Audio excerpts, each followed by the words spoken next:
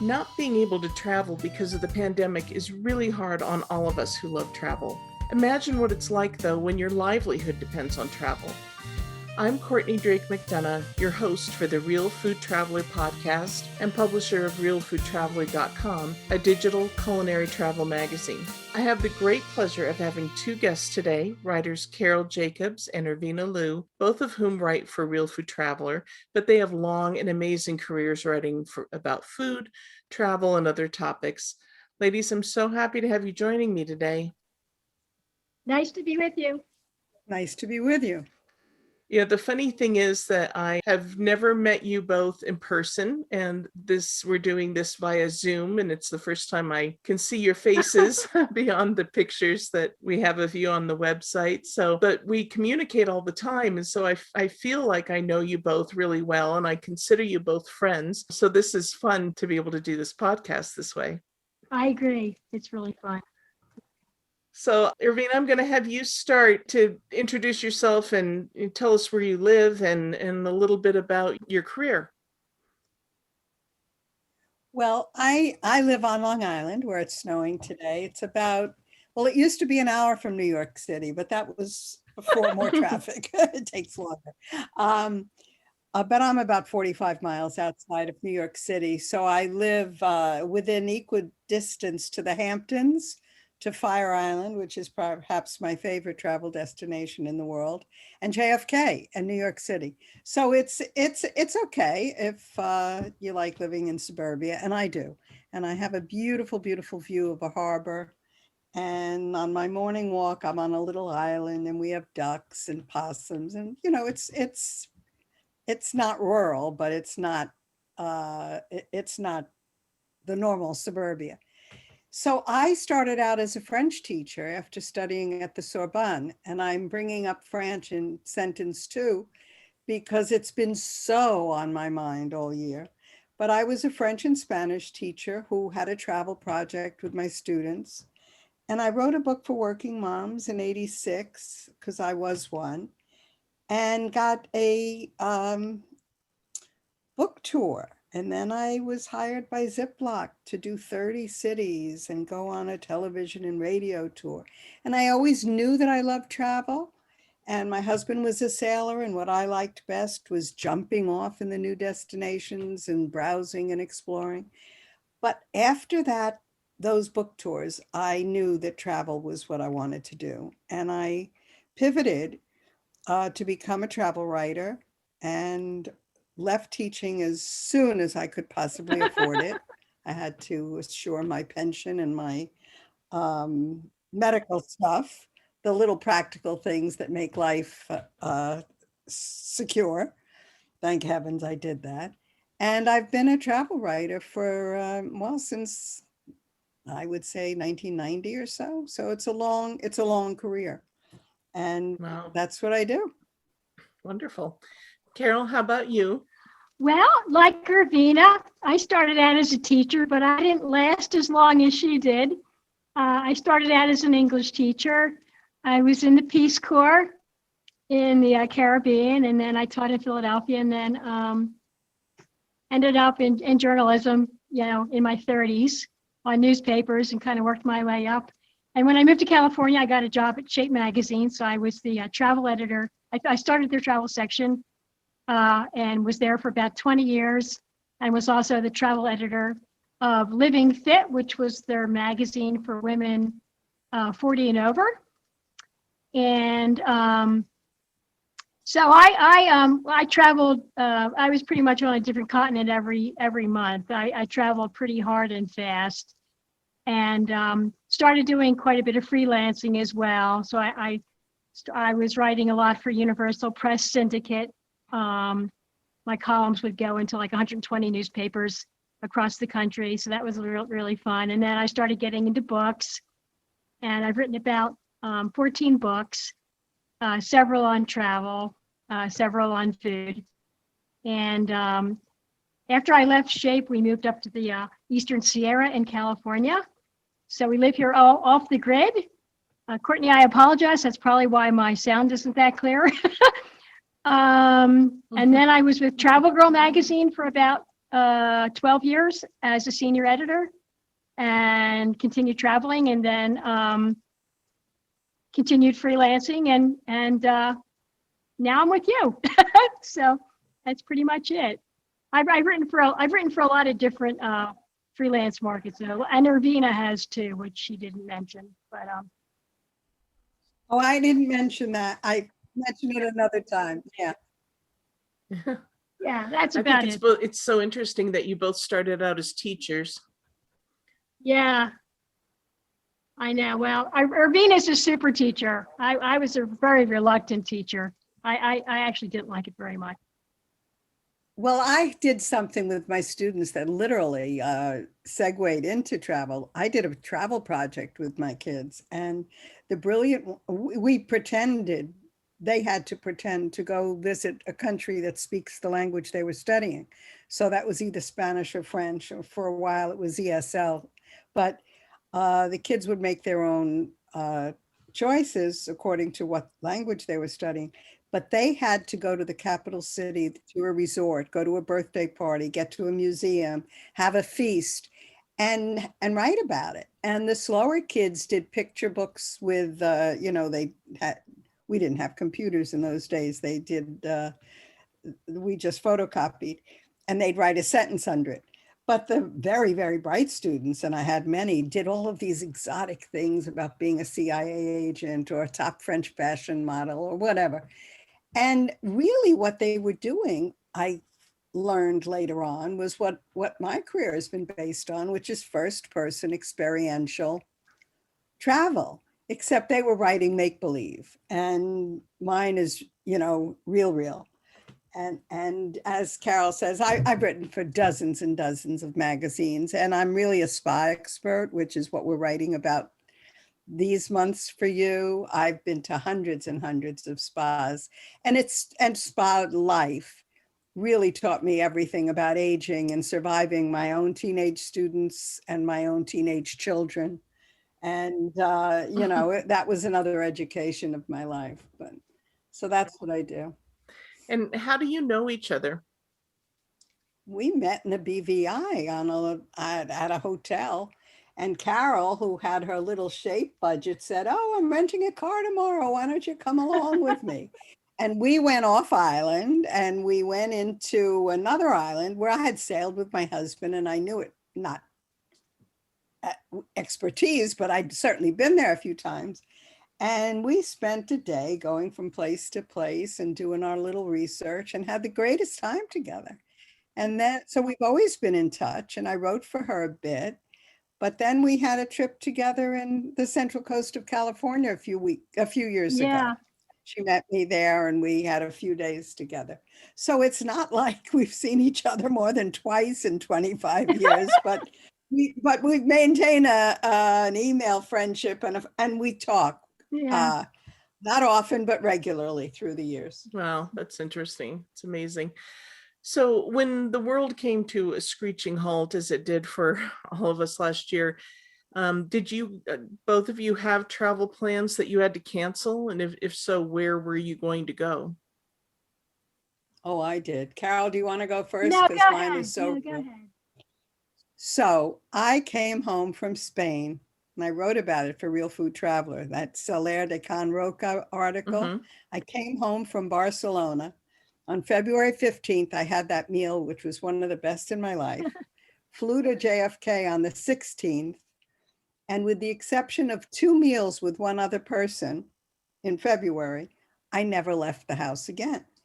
And I had rented an apartment in Cannes with my friend. We had rented one together for 3 weeks in Cannes for 2019. And before we left France, and she knew the city very well. I had rented next door in another little town in 2018. But my friend, my childhood friend, Valerie, loves Cannes because she's a shopaholic. And so we had decided where we were going to rent, the buildings, we knew everything, and we had paid our down payment. And I would say mid-March, the flights ended from Europe. And that week that the flights ended, I got a refund from Vrbo, VRBO, HomeAway, and they said that they canceled the apartment rental due to COVID. And I'm just going to take another minute, but first of all, I was obsessed with the tragedy, the pandemic, the numbers, the fear, all of that. My granddaughter had COVID. My daughter came back from Spain with me and she was sick.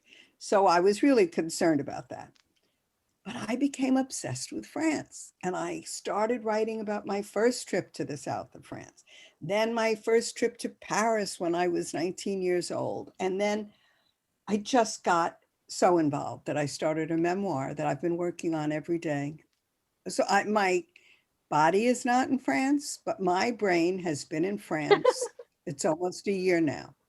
And I'm talking about, well, you can ask me, but television, French webinars, Duolingo French classes, cooking French. I'm telling you, my brain, finding old pictures and menus. I've been there in my brain, so I have been traveling.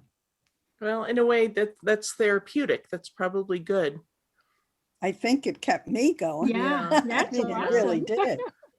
I don't have quite as dramatic a story as Rena. We hadn't really solidified any plans for the summer yet, but we do a lot of traveling around the US and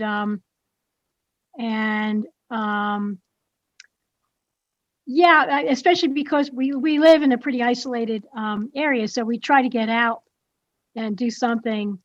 We do something every weekend, but then every month or so we try to get out of Dodge.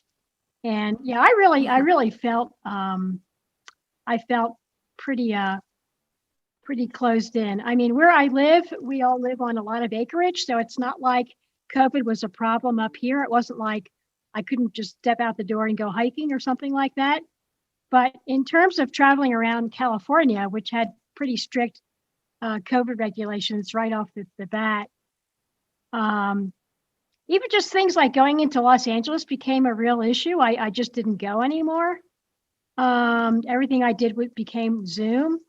So my husband and I did manage to take 2 road trips, which we really love. We went to Great Basin National Park in Nevada for about 5 days, and then we also went to the North Rim in the Grand Canyon. But we chose those vacations specifically because we knew we could build in a lot of social distancing.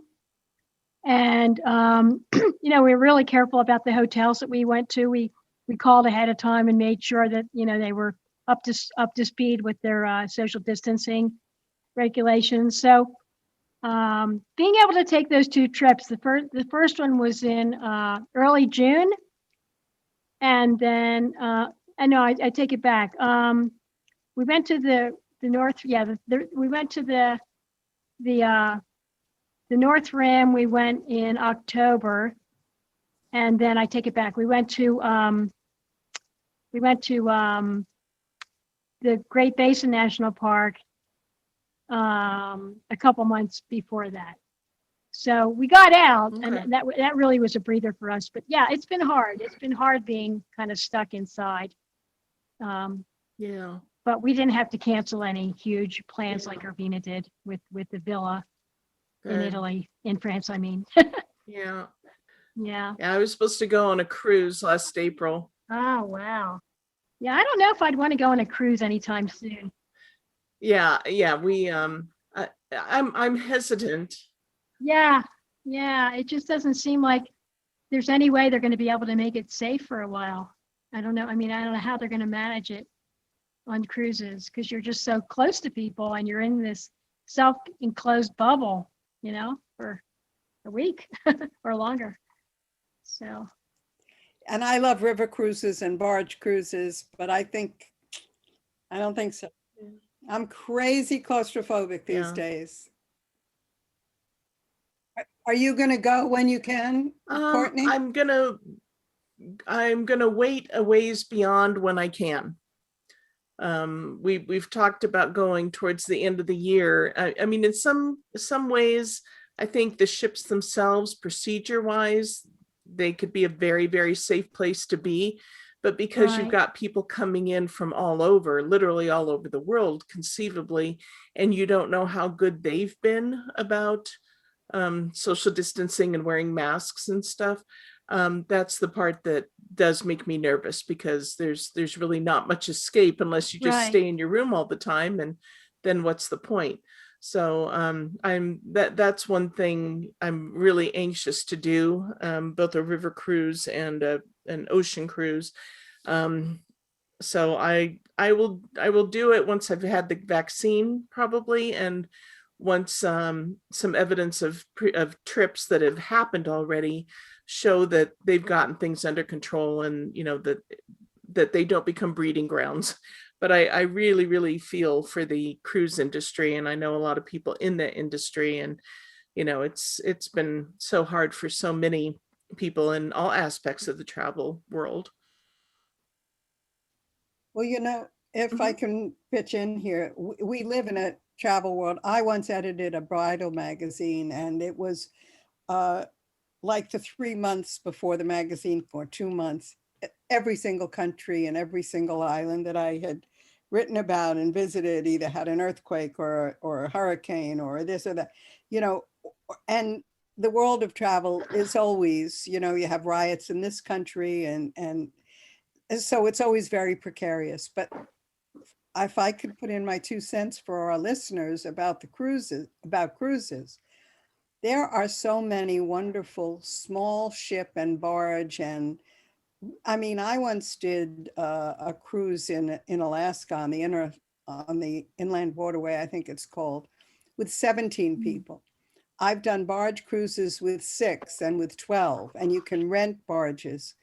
There are so many kinds of yachts Yeah. that you can rent and stuff, where you can go with your own bubble and not have to be face to face with people, A, from all over the world, or B, that you don't know who they are or where they party, or if they, it's I think for the time being, going forward, I don't mean tomorrow, I mean going forward for a little bit, I would certainly look into the very small boat cruises where your risks are diminished, and you know do family reunions or 3 families together kind of things where you have your own little pod.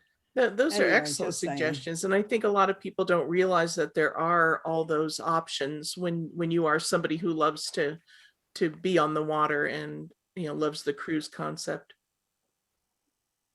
My husband was a sailor, so we spent most of our family vacations chartering boats in the Caribbean, or even on my 50th birthday, we chartered a boat in San Diego, and sailboats always. But I've been on his friends' large motor yachts.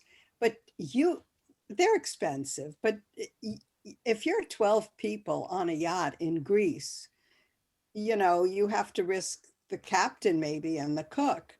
But the 12 people, you add up your family and another person's family, and you've got 12 people, and you divide it by whatever, and you're not spending more than on a cruise. But just safety factor anywhere in the world. I mean, there are so many places where you can charter. So I would certainly Yeah, consider very good that. points, definitely. So I'm curious to know what you two have missed the most about being able to travel. Oh, boy. Oh, so where I live, I have a deck outside and a yard and a little island to walk. So when I talk about claustrophobia, I think of all the people in apartments who couldn't even go out in the hallways, or worried about the elevator, or couldn't go down for the mail or to do their laundry downstairs, which to me is really uh, a fear factor. But what I've missed, it's so funny. Yesterday, I was going online. I want foie gras. I have been cooking and eating well. I have no complaints. And whether I have a slice of pizza or a sandwich for dinner some nights, or I cook something another night, I'm fine. But all of a sudden, I'm so busy reading and writing about these wonderful restaurants, and it's been so long. It's been a year since I've had any kind of gastronomy, because I don't do takeout food, and I cook all my meals, and I'm a simple cook. So yesterday I called the butcher, but they put me on hold so long I gave up. And I went online to D'Artagnan and I wanted, they have like two little lobes, two little slices of frozen foie gras. All I want to do is sear a little piece of foie gras and caramelize an apple in the pan. I just have this yen, but I'm not, it's like a pregnancy thing, all of a sudden, that's what I want. What about you, Carol? You want to hike? Yeah, Tom and I were talking the other day about how much we just missed just going into restaurants and just, I like Irvina, I do a lot of cooking as well. I'm not the gourmand that Irvina is. I'm much more simple, much more of a simple cook and a vegetarian. So I'm kind of on a whole different level than she is. But we just miss the, being able to go into a restaurant and relax and, talk and just kind of be someplace besides our own kitchen, have somebody wait on us. I mean, the whole ritual is really something we really miss. And because of where we live, we certainly don't have access to a lot of fancy gourmet restaurants. Most of the restaurants in the town an hour from us are pretty simple restaurants. But we even miss that. We even miss just going into a home style diner and just, having breakfast there. Just, something simple. Even if it's something I could make at home, or even if it's something I could make better at home, there's just something about, being in a restaurant and being able to just completely let somebody else do all the work and the dishes. That is really fun. And we really miss that a lot. So I hear you, Irvina. Totally hear you about that. Yeah, I agree. I miss in the simple experience of going out to a restaurant, which I know you can now, but truthfully, I don't feel comfortable doing it unless it's an outdoor patio. And of course, it's been too cold to really do that. Irvina, I think I know the answer to this question from you, but go ahead and answer if you want. What destination do you both find yourself longing to go to or return to as soon as this is over? Wow. I've never been such a Francophile in my life. My friend Valerie and I, after we haven't been able to book a new apartment, but there was this sale that she found online. I wish I could remember the name of it, but we bought a week, each of us, I think for $289 or something. We got a week's worth of hotel nights in Paris.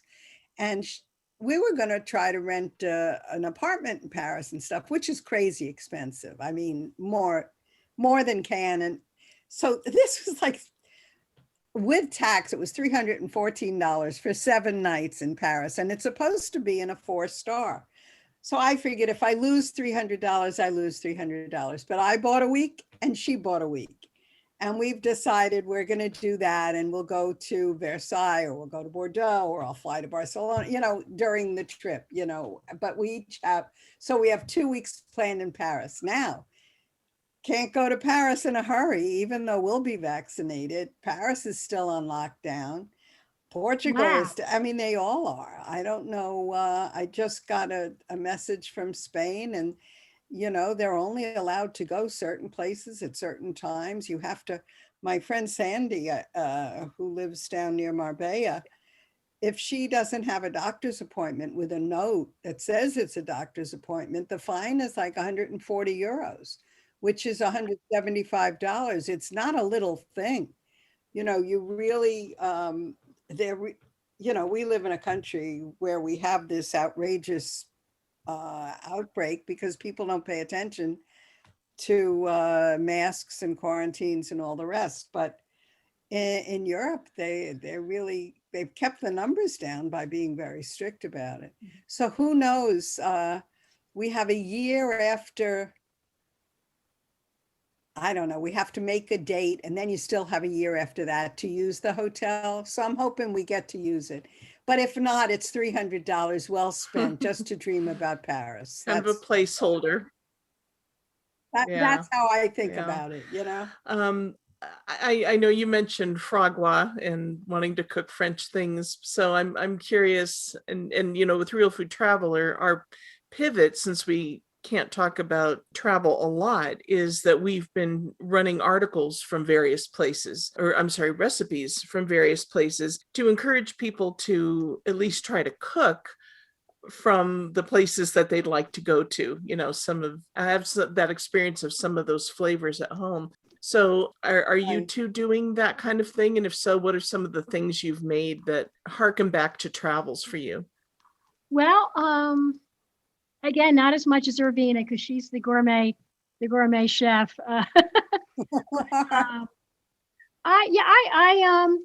I think one place that I went whose the food really amazed me was the Yucatan. And I mean, I don't live that far from Mexico, so I've been there a lot of times. But the food in the Yucatan was something I was really astonished by, just the complexity of spices and flavors, and kind of it's kind of Mexican food with a European twist, because the Yucatan was settled over the years by so many different European countries that the food kind of evolved become really complex. And so yeah, I've been trying to work some of that into my home style cooking using some of the spices that I actually brought back from there. And we actually had a cooking class with a famous TV gourmet chef, and where he just taught us how to make really amazing tacos and tamales, things that were just above anything you'd get in a Mexican restaurant here,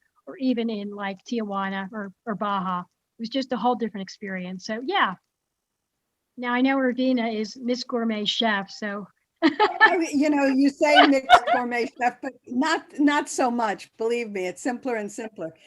And the other thing is, I have so much in my freezer that I have to just eat. It's like I go in blindly and pull something out. And today I literally threw it out because I defrosted it and then didn't eat it, so I just couldn't look at it. But I am in a mission tonight. I watch a lot of cooking shows. Jacques Pepin's my favorite, but I love the America's Test Kitchen. And I follow a lot of their techniques, and I'm following their technique on chicken parts today, but I want to make a chicken Dijonnaise. And I just got a new jar of mustard, which is my Maille, which is not the mustard you want. You want Fayot, Fallot, because Fayot grows the mustard seeds in wow. France. And unless I'm very mistaken, Mai uses mustard seeds mostly from Canada, even though it's a very French brand. Anyway, so I'm big on buying from the source and blah blah blah, but you can't find it. And by the way, I haven't been in a grocery store since last February. I haven't been. Last week I went into the fish store where I was the only person there. I do occasionally now do curbside, where I found a market that chops for me and puts it in the back of my car for me, and I give them my credit card. Yeah. But I have been nowhere. I'm an older person who does not want to die so fast. So I have not been until October, when I literally drove up to Canyon Ranch and I wore my mask and my face shield and I saw nobody. And I did one yoga class where she was a teacher on that side of the room and me on the other side of the room. And there were like 5 tables in this fabulously enormous dining room. So I felt very safe there. And then I went, I don't know, did I write about it for you, Courtney? Just in January, I went to the lodge at Woodlock, which was Yeah. also very socially distant. And, nobody comes into your hotel room and you eat quite alone, and you semi-serve yourself. They give you your bottle of water. They bring you your plate covered. So I felt very safe in those places. But I have not been anywhere else. But tonight I'm making chicken Dijonnaise. I found the book this memoir that I've started about a Francophile in France has different chef things. So I've made gougere, those little cheesy puffy things. And I tried to make that chocolate. It was in an article I wrote for you, Courtney, that chocolate molten lava cake. But I used, I think, Danielle Boulou or Jean-Georges' Mhm. recipe. I've made that. And I made a boeuf bourguignon this week. And I literally went through my wine cabinet and went to the computer to see how much each bottle cost, because I never remember anything. So this one was $25, so I didn't use that one. This was $25, I didn't use that one. This one was $9.99. That was the one I put in the book. So it's Carol calls it gourmet, but what I do is cook very, very simply, but I add influences of chefs and places, and not just in France, certainly Spain, and certainly Portugal. I can't say that I can do what they do in Portugal, but I make a lot of clams and sausage kind of thing. I make a paella. I always have this, anybody can make a paella if you have a frozen chorizo in the freezer, which I always have. If you have chopped clams, which I always have, and I buy fresh clams, chicken and rice, and I always have saffron because that's what I buy in a market someplace, and frozen peas. And it's really the way I make it anyway, which is, you just brown the sausage, add the chicken, throw in the rice, etc., and throw the shrimp and clams at the last minute, is an easy company, or a Friday night or a Sunday supper. And, with all the frozen ingredients that I keep in the house. So that's my kind of gourmet. And that's what I do. I do a lot of cooking of foods that I've eaten in different places. I used to make onion soup with my students. Carol, did I send you the Yeah, onion soup I'd love to have restaurant that one. I'd recipe? love to make that. Yeah. I'll send you that one. We do that with boxed chicken broth or boxed vegetable broth. Yeah, I'd love to and you make just that. saute an onion. You just have to have the bread and the Yeah. cheese to broil on top, and it's quite good. So I cook very, very simply, but I very much incorporate dishes from my travels in my home Yeah. cooking. And Carol, I know you mentioned food from the Yucatan. Are there any other destinations that have inspired your cooking during this period? Well, I'm Italian, and I still remember the food in Italy with great fondness. I mean, my grandmother was Sicilian right off the boat, and she pretty much raised me. I spent my summers with her. She taught me how to make homemade pasta. I still remember cutting the pasta and the homemade pasta sauce with everything in it but the kitchen sink, and ravioli and gnocchi. She made everything from scratch. So I kind of got a crash course in Italian cooking from a very young age, and that's really fun to try to duplicate. I haven't really tried to make my own homemade pasta, but Urbina, have you ever done that? I'd like to try it. Yeah. No, I'm not. I Yeah, don't do those kinds of things. I don't make, like I'll use a frozen puff pastry Okay. dough. I was thinking of Yeah. making an onion tart, but I will use a frozen pastry dough. Well, No. ladies, I've been making pasta. Oh, so tell Yeah, us tell us, about it, yeah. Courtney. How do you have It's a time to make messy pasta? ordeal. I have not gotten good at it. I have a pasta machine with a crank, and my husband, I for a while there, on Sunday nights, starting in the afternoon, I'd make pasta and I'd make bread. So I was being really ambitious, and the whole thing would take maybe 3 hours, and there would be flour everywhere. Yep. And it was a messy thing, but I'll tell you, it does make a difference in taste. Yeah. There is something about homemade pasta, fresh pasta. It does taste different. It's subtle, but Yeah. it's a good thing. So I got better and better at it over time, which also meant faster and less flour all over the place, but I have not perfected it yet. But if you've got the equipment, if you've got one of those rollers, it is pretty fun to do. Yeah. So I will say that. Yeah. So I want some advice from you guys for our readers. When you go to travel, do you generally do a lot of research ahead of time, or do you just kind of show up and wing it? Well, I'll Sure. answer first. Go ahead. Sure. I'm so anal. I practically have a restaurant and I don't mean a fancy restaurant. I mean, like if I'm going, first I have to know what days and what times every museum is open, because wherever you go in the world, this country, they're closed on Monday, this country on Tuesday. Right. They close between 12 and 3 because they like to eat a nice leisurely lunch. I mean, the world is very different from the United States if you're leaving the United States. But even if I'm in LA, I want to know, you Mhm. know, when is Mocha open? When is this? And if I'm going to be going to Mocha in the morning, let's say I'm in LA, or I want to go to Pasadena, I was just looking at the Huntington Gardens. What a great place to go now during COVID. They're open if Yeah, you have a it is. reservation, and it's so Yeah. gorgeous. Well, I would look up 3 different restaurants. You know, I would go in Pasadena and I would find it and have a reservation. I cancel reservations. I never show anybody up, but I do cancel a day in advance or if I have to. But I have to know when this is open, what is nearby. So that's the teacher in me. I do my Yeah. homework.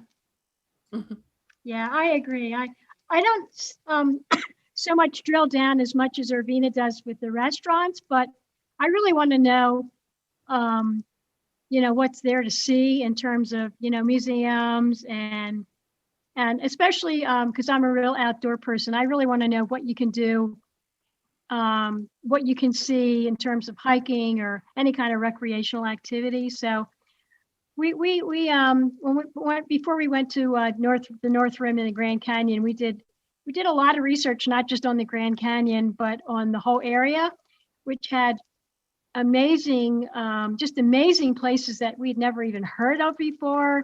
A place called Coral Sands State Park, which was almost like a national park, which is beautiful pink sand.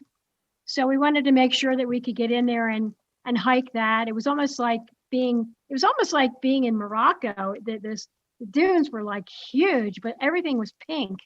So just stuff like that, just making sure, especially during COVID, making sure that you know what stuff is open and what stuff is closed, and if there's any special, conditions, or if they have any kind of protocols built in that you have to be careful of. Like with the North Rim, we have a dog, and she pretty much goes with us everywhere. So we wanted to take Chloe with us, and one of the stipulations of North Rim is you can't have a dog there unless it's a service dog. So we didn't have time to get Chloe trained as a service dog, but I just bought a service dog vest online and stuck it on her just in case. And nobody stopped us, nobody even asked us, but just little stuff like that. You kind of have to, national parks, you have to know which ones are open, which ones are closed, because a lot of them are still closed. Exactly. It's true of everything. Yeah, I kind of focus more on the activities than the food, but it is fun. We did have to do some research on, not that we went into any restaurants, but we had to actually research about which ones were actually even doing takeout, because a lot of them weren't doing anything at all. So When we were on the Central Coast, you did a hike. Of course, I'm the least athletic person, but you did a hike in a place I'd never heard of. But there's nothing like going to a place. I remember driving to the Guggenheim Museum in Bilbao, and my late husband was a photographer, and he took all these pictures. And I always wanted to go to the Guggenheim, and we couldn't find a parking place, and we couldn't find a parking place. And finally, I just gave up and said, we gave up and we drove back home. We weren't staying in Bilbao. You know that inside the Guggenheim Museum that day, that week, that month, was an impressionist exhibit that I never saw, because I didn't do my homework and know that it was there. Had I known that that was what the exhibit had been, and now I regret this. This happened 20 years ago, but I think most listeners will relate. You go to a place and you miss the most important thing there because you didn't do your research.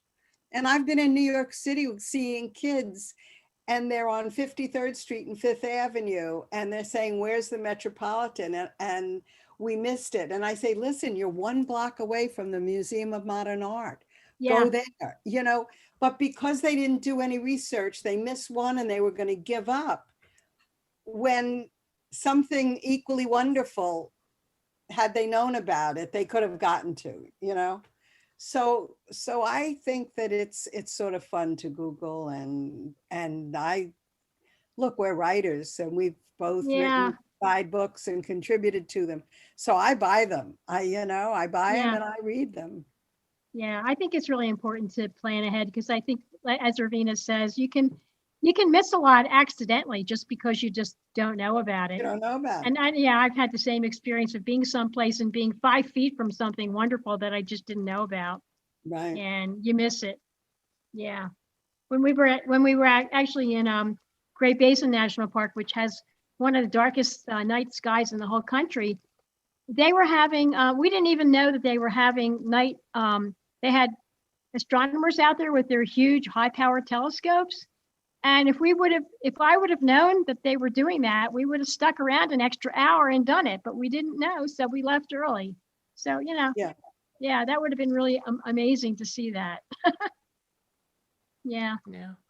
I think sometimes if you don't plan to some degree, you end up wasting a lot of time too. Because Yeah. years ago, we were in Paris, and I'm more of a planner than my husband. He wants to be able to go with the flow a little bit more. And we lost a lot of time sitting in the metro station trying to understand the map, trying to figure Oh, out I where to know. go to get to I this place know. we wanted to go. And so I think there has to be a balance of not being so rigid in scheduling that you can't throw caution to the wind and stop when you see an impromptu concert happening in the park. But it does save time and money to be able to plan and have an idea of where you want to go and what you want to see and the best way to approach it too.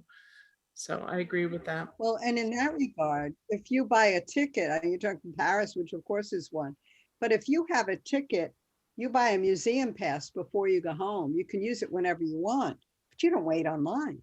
You can spend an hour. I say you can, people can, because the place has, I mean, maybe for a vaccine, I'll wait online, but I don't wait online for Yeah. things. I don't wait online for movies and that kind of stuff. But people wait online all over the place, all over the world, who, if they had just bought their museum pass online before they got there, could walk straight to the front of the line like they have a Disney World, Mhm. VIP pass. And the other thing about what you're saying, being serendipitous is not an equivalency about planning, because nothing says that you Yeah. have to do what you plan to Yeah. do. Right. If something, if you feel, if it's raining, if you don't feel like going. I mean, I had a tour once planned for my granddaughter and I, and she woke up and she said, Grandma, I just feel like loafing Yeah. this morning. Well, it was my desire to make this trip please her. And I said, forget about it. You're a kid. You'll go to that museum in the next 40 or 50 years. You'll get there again. You don't have to do it this morning. So being free to be serendipitous is part of the pleasure. But that doesn't mean you shouldn't plan it. By the way, I always drive in Yeah. Me countries, too. Yeah. which I'm starting to give up, but I print out Right. maps, even with a GPS, because those damn GPSs don't tell you what's coming Right. down the road. And I have to see it Right. visually where I'm Right. going first. And it helps me. So you have to go with the way you learn too. And I'm a visual, GPS can be huh? wrong. We used it once to try to get to the airport, and it led us deep into some residential neighborhood very late at Yeah. night, and we nearly missed our flight. So sometimes Right. That it's just happens wrong. all the time. Yeah. Oh, I had one in Vermont, which took me over into a shortcut, but it was a shortcut over a mountain. And there was a reason why the road went north another 9 miles and then south 9 miles, because the mountain stopped and the road stopped and it was snowing and I was hysterical. Yeah, I need to see it Yeah. visually. What are some of your other trips for travel, like with packing or anything else? Well, I have loads of things, but Carol, who is a size 2.5 or a 0 or a minus, she can pack a whole week in the Caribbean in something that she throws on her shoulders. Yeah, I need I'm 5 big on, pairs of yeah, I'm shoes. really big on packing light, and I think it's really worth investing in, you know, whether you go with Robbins or Expedia. You know, I'm really big on the clothes that you can wash in the sink of your bathroom and dry. You know, just invest in a really cheap, you know, travel clothesline that you can just clip in the bathroom. I think, I think the minute you have to check luggage, you're kind of adding an extra element of risk to your trip and an extra element of hassle. So yeah, I think that's really important to just pack everything you can so you can take it on the plane, whether it's just a small suitcase, or even if you're going to be doing a lot of outdoor stuff, a backpack that you can wear on your back. And I highly recommend that. I also would caution against packing anything. Don't take anything, especially to a foreign country or especially to a third world country. Don't take anything where there's any risk of, somebody, it getting lost or somebody stealing it from your hotel room. I remember I had a really expensive necklace stolen from a hotel in Bermuda, and I was devastated. And you just don't take anything that you can't replace. Even if it's a wedding ring, buy something fake and wear it. Don't give anybody any reason to be tempted to rob you, because as an American abroad, you're kind of a walking target anyway. And especially in third world countries, don't take anything expensive. Like I lost something. I lost a really expensive wristwatch when I was in Nepal, staying in a hotel in Kathmandu. It just vanished. So just do that, or if you can, dress as much as you can like a local. Like I remember I was on Phuket Island in Thailand, and what I did is I just traded clothes with the women so that I couldn't pass for a local, but I just wanted myself to blend in as much as possible. So I ended up wearing their clothes, and I still have some of their clothes I wear now. Those are very that's my interesting tips. Yeah. Irvina, how about you? What are like 2 or 3 that are good? Oh, anybody who reads the book that I'm going to be writing about, that I am writing about, I am guilty of just the opposite. And my first trip to France, and it's sort of a sad story, but I went and bought all these Gore-Tex bathing suits and cover-ups because I was planning a few days in Monte Carlo. So I dressed like the princess of God knows what. And here I rented the cheapest car in the universe, but I spent a fortune on clothes because I don't know what I didn't know what I was doing. I was Monte Carlo in cutoffs.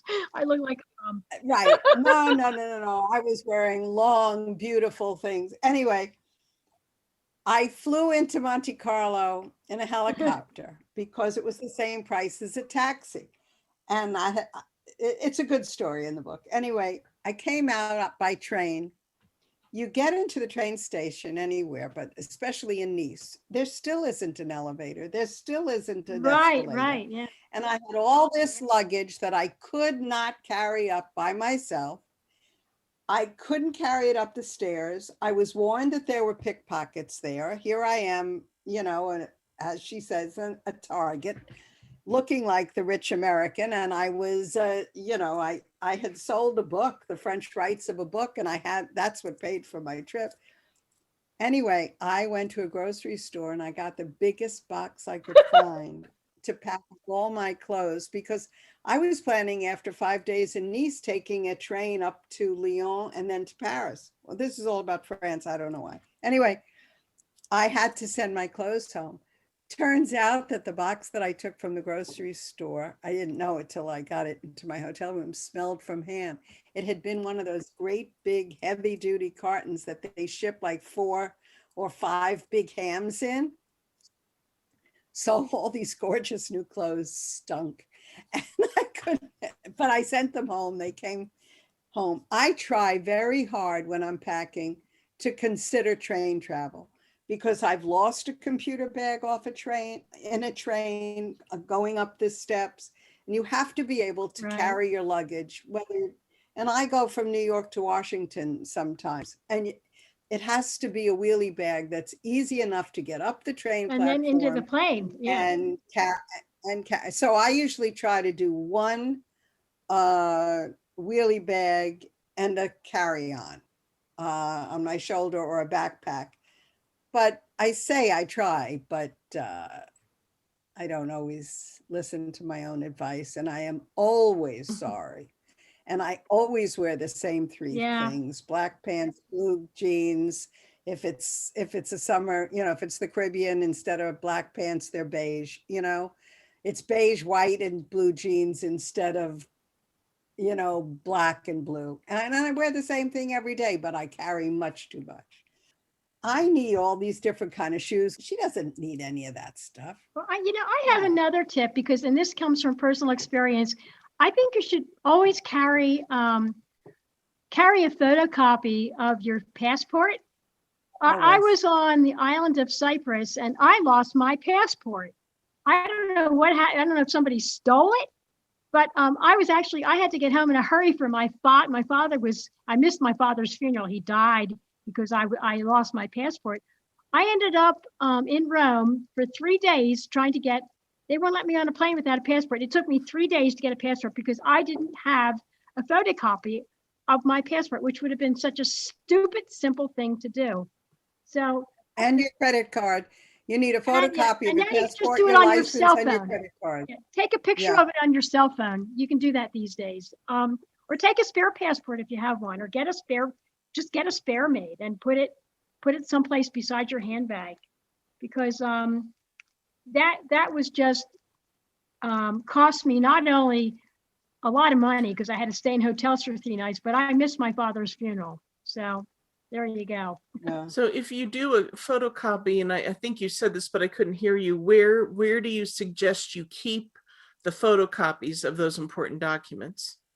Keep it on your person. Keep it on you in your clothing somewhere that a pickpocket can't find it. Just not in your And- purse. I always do too. And I Yeah. leave one in the safe. I leave one in a safe if I have a room with Right. a safe. Right. And I carry one with me. And I just do one piece of Yeah. paper with my license, my credit card, and my thing on. The other thing when you're traveling, you never want to keep a key on you that has the name or the number Yeah, of your right. room or the name of the hotel. And I never go out of a hotel without a business card or the hotel card with the phone number of the hotel, the concierge or somebody, and my name on it, and my cell phone, because I always travel with a cell phone. I've left hotels and gone in a car. And you can't find your way back. whoever. Yeah. Well, yeah, you don't know. And you need to have some person to call. Yeah. My car broke down. I'm not going to say where because it was in Nice. Again, my car broke down, and the guy who rescued me was the general manager of the hotel, who happened to live right near where I broke down serendipitously. Yeah. But there's nothing like being in a situation where you need the name of somebody. It's Right. not enough to call Hertz or call Avis, who could keep you on hold for an hour. You need the name of somebody that you can reach. And look, travel comes with a lot of little challenges and unexpected things. And there are ways to minimize them. And being able to have your luggage and being able to be assured a simple little thing.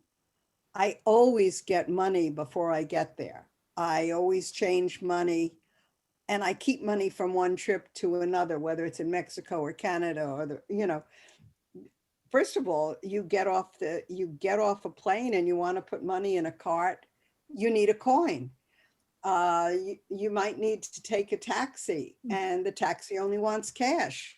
So you need that first $50 or $100 in cash. And what if you get to the hotel and your room isn't ready and you have to go someplace else?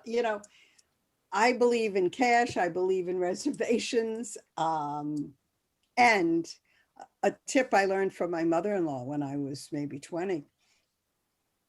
In those days, there was no email, but she would make calls to Rome to the general manager of a hotel.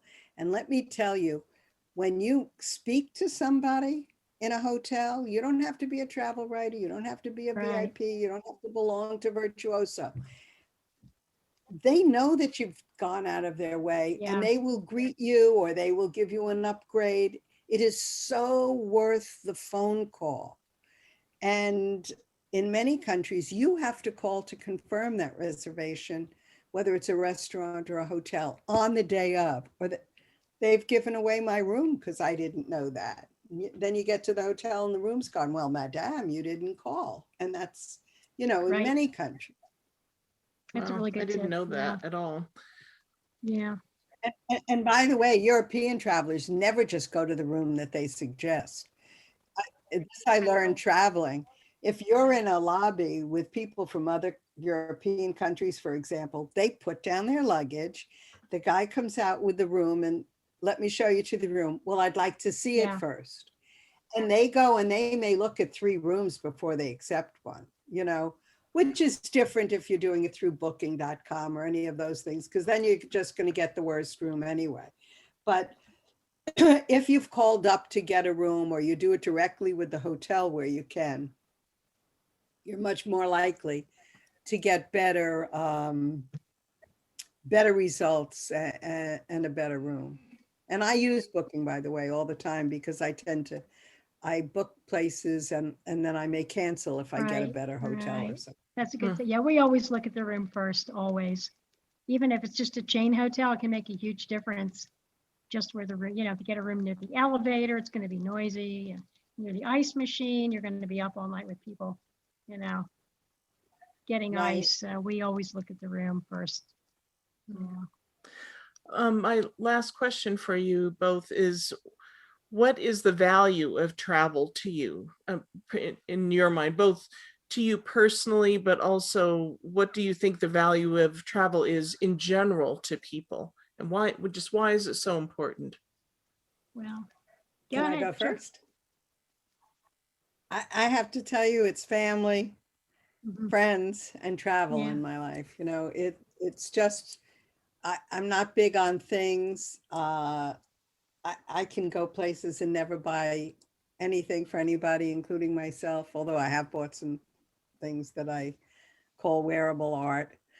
I'll buy a scarf or something and remember where I've bought it. But it is so life enhancing, and it's the difference between seeing the world Mhm. like with blinders Yeah. on and only seeing the world as you see it in your city or country or state, and seeing the world through other people's eyes. And when you see the history uh, of the world, I mean, when you go to a city like Jerusalem or Rome or Salamanca or someplace that, these ancient places, and you see the modern with the old, it's just, I don't know how life enhancing. Now, I mean, I also appreciate the beauty of culture. I don't necessarily hike more than 2 or 4 miles, but I do appreciate the beauty of places.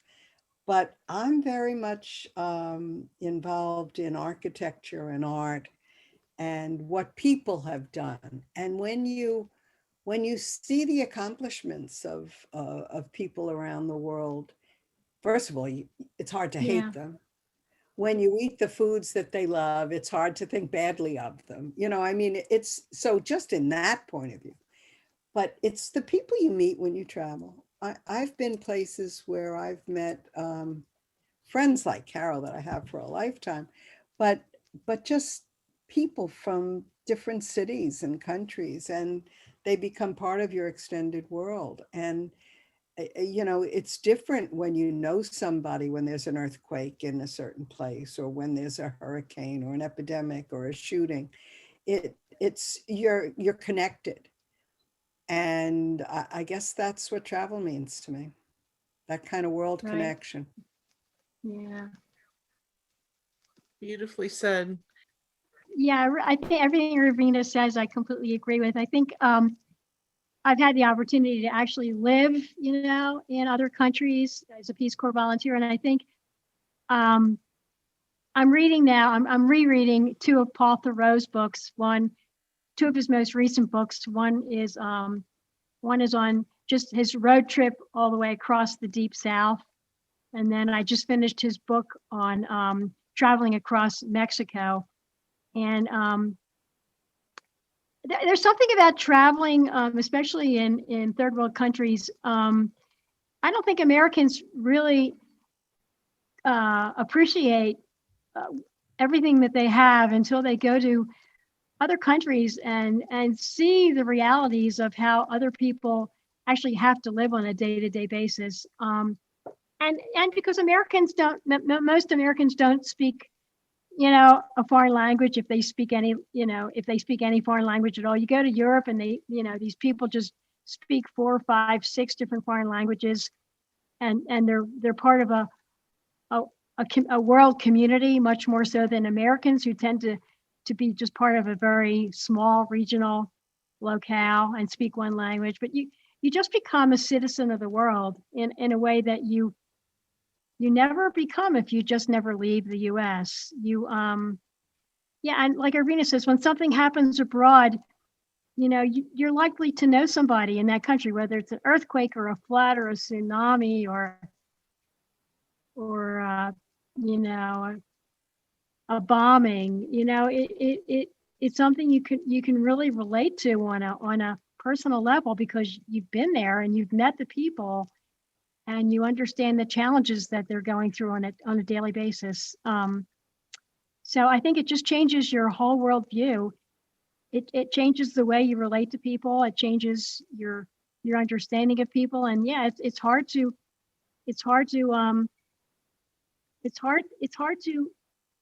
have any grievances with people when you've been to that country and you understand them on a person by person basis. So it's just the politics goes out the window, for me anyway. It's all about human beings and learning how much alike we really are, even though the differences in our lifestyles may be like enormous. So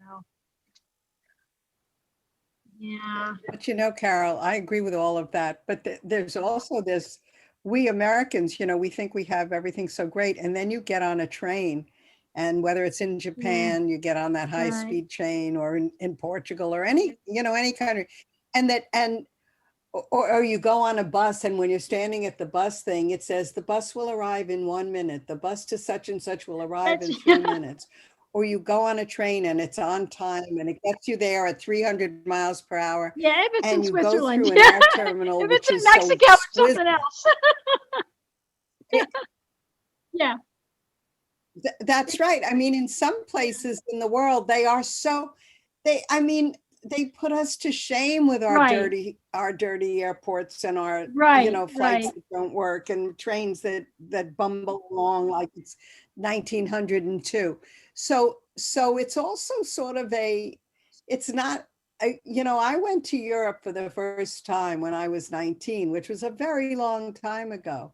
And at that time, oh my God, people thought America had it all. Yeah. Today, it's really interesting to see how the rest of the world views the United States. Because it's not like we're the king of the hill anymore. Everybody used to want our dollars like crazy. Well, I think, now they don't even want and I to think look you're at right. our Like, dollars. I when I was in Europe, I spent a couple months in Europe just with a Eurail pass and a backpack, and basically slept on the train every night because I couldn't really afford hotels. And just the efficiency of the Swiss trains and the Austrian trains was just like a miracle to me. But then on the other hand, I did a trip on the Copper Canyon Railroad in rural Mexico. And, the train stops every 5 minutes, and, you're riding along with chickens and goats, and, people are getting on the train every 5 minutes to sell their homemade tamales. And that's the other extreme. It was dirty. My husband got sicker than he's ever been in his life on that train. We ended up in some little rural village where the only doctor was a medic.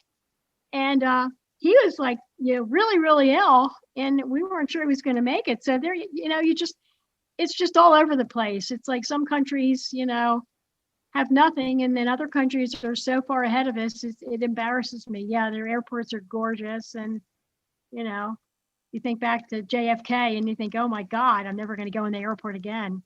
It's horrible. So. On the flip side of how it makes you think about other places, I've found that travel has made me think differently about where I live, because I just take for granted these things that I see, and I've lived in Colorado my whole life.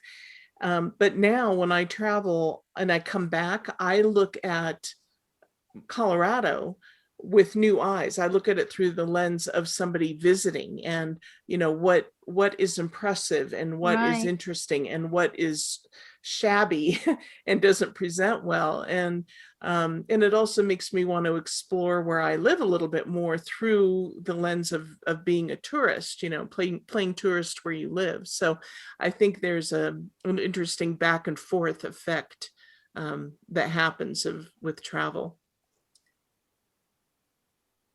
Well, the best part of the pandemic kind of travel is that all the road trips and all the local to home trips that we're all doing. I mean, I get in the car and just take little day drives and stuff. And I finally got to walk a garden on an estate, on Long Island's North Shore that I've wanted to walk for, I don't know how many years, maybe 30 years. I'd heard about this place and never been. And I think, all of us have that. Right. I think I wrote a little piece about the rail trails around the United States. I walked a rail trail once in Bermuda years ago, and I've been fascinated by them ever since, because they take these old railroad Right. lines in certain places and they convert them to walking paths. And there was one upstate, and then there's one here. And then I was doing the research, and they're They're all all over the around country. the Yeah, country. they're everywhere. Yeah. Yeah, and like you, Carol, it takes me 2 hours to get to Manhattan usually when I drive. Now, where can you get to in 2 hours? Can you get to LA in how many hours? If I drive really fast, I can get to LA in 3 hours. To Pasadena, 3 hours, the tip of LA. right? But in 3 hours, from most people in the United Yeah. States, I mean, I got to rural Pennsylvania in 3 Right, hours, right. which was, which to me is sort of my limit, because it's how far you can go before you have to go to the ladies' room kind of thing. How far can you travel before? So,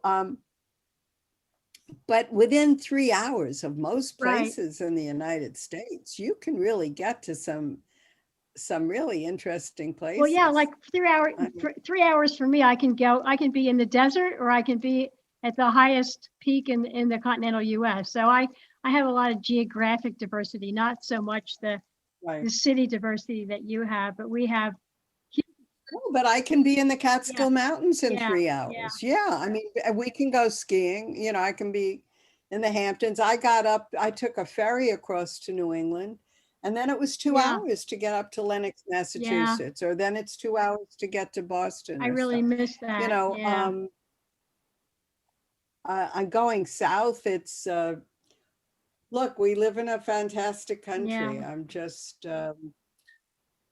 And it's almost, the COVID's almost over. I think we're almost out of the woods. So it'll be exciting to I think people are going to jump on planes like crazy. Yeah, What do you I think, was talking to Courtney? somebody about that today. I think apparently a lot of the airlines are hiring back people that they'd furloughed because demand is starting to go up as more and more people have get the vaccine. Of course, we still need to be careful, because even when you have the vaccine and even when you've had COVID, you can still pass it on to somebody else. You just might not get sick. So I think Right. masks and social Right. distancing are going to be with us for a long time.